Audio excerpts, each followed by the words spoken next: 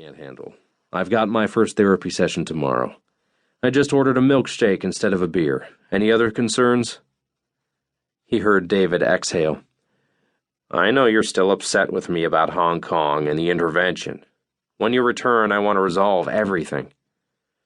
How about you let me take one step at a time? Of course, came David's quick reply.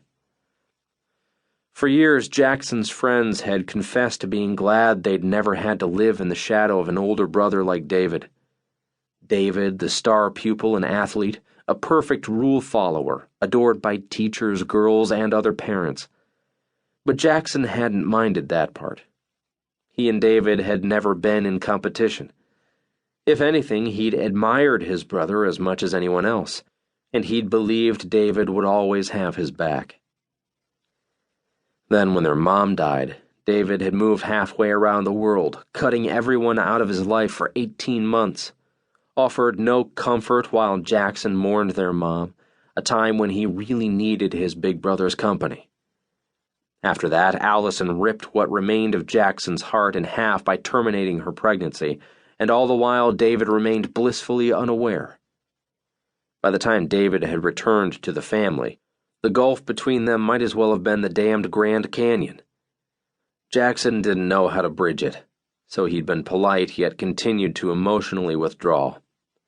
He no longer trusted that David or anyone would be there for him through ups and downs, thick and thin. How does one rebuild broken trust? Hopefully he'd figure that out here in Vermont. Before we hang up, David began, I spoke with Oliver, and he wants you to consider settling Doug's claim. Oliver Nichols, his lawyer for this case and one of his brother's law partners, was a white-shoe, pencil-pushing pussy who never gave Jackson a straight answer. He wished David were handling the matter, but David's specialty was mergers and acquisitions, not litigation. Settle? Jackson slurped the shake through the thick straw. No way. Doug had never done a great job, and his big mouth had caused problems within the crew. The guy sure had balls, though. First, he dissed Jackson in front of other employees, then he threatened to spread exaggerated rumors about Jackson's drinking to clients and competitors. When Jackson fired him on the spot and kicked him off the site, Doug shoved him. Hell, Jackson hadn't done a thing wrong, and never even hit Doug. I didn't do anything wrong. Doug was insubordinate, slanderous, and he made the first move. Honestly, what kind of dumbass thinks he's entitled to keep his job after that kind of behavior?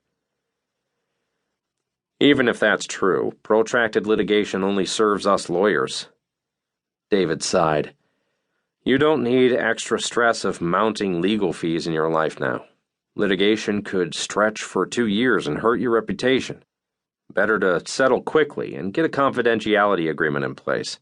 You don't have to admit anything, just offer a number to make it go away. No.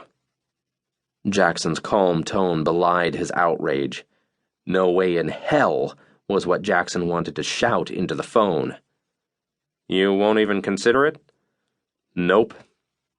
He tossed the straw and guzzled some of the shake straight from the glass.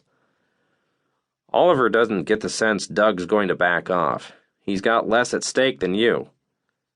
That's what he thinks, but if he intends to trash my reputation, I can do equal, if not more, damage to his. I'm the one with a good history and tons of friends in the business. I'm the one with a string of satisfied homeowners to vouch for my character and reputation. He's a young punk with jack shit for a track record, and if he pushes me harder, I'm going to make it impossible for him to work in Connecticut. Don't say that to anyone but me, Jackson. Following another pause, he added, Maybe it's best that you've left town for a while. Seems so. David huffed, and Jackson could picture him closing his eyes and counting to 3, like he always did when Kat or Jackson exasperated him. You're clearly spoiling for an argument, so let's cut this short. I'll let everyone know you've arrived, and we'll check back in with you in a few days. Fine. As an afterthought, Jackson added, Thanks.